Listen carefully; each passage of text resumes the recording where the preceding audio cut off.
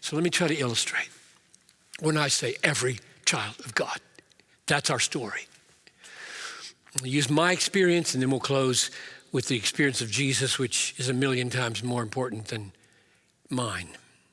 When I say that the story of Joseph is the story of your life as a Christian, what I mean is something like this. It comes in answering the question, why do we so often pray, say at the beginning of the day, that such and such won't happen?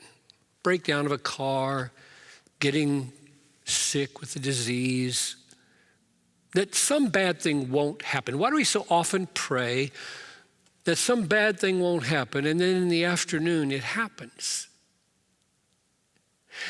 And as it happens, we see that in the very way it is happening, the hand of God, the good hand of God. In other words, it seems to me that pretty normal Christian experience is that God answers prayers inside non-answers. That makes sense? Here's the big non-answer. I didn't want this to happen this afternoon. I asked you that it would not happen. It happened. And as it happens, I see your hand all over it for good and for grace. How many times have you heard people talk like this? Maybe it's just because I'm a pastor that I've heard it so often. Pray for safety in the morning. Pray that some terrible accident won't happen. Well, the accident happens in the afternoon. And as I hear them telling me this story, they say things like, if his head had been a millimeter to the right, he'd be dead. And God didn't let it happen.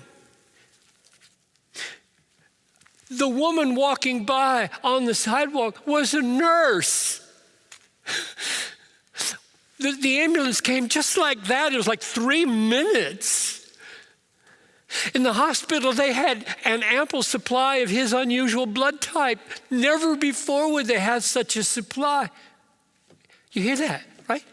What in the world? What in the world is that?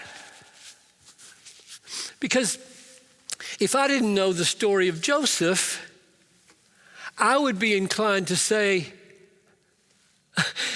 if God's sovereign hand is all over this, why didn't he just prevent it? Why the big non-answer? And then inside the non-answer, all these glorious answers. Why didn't God prevent Joseph from being sold into Egypt? Why didn't he prevent the slander of Potiphar's wife? Why didn't he prevent the cupbearer from forgetting Joseph for 2 more years? Answer. This is the Bible's answer.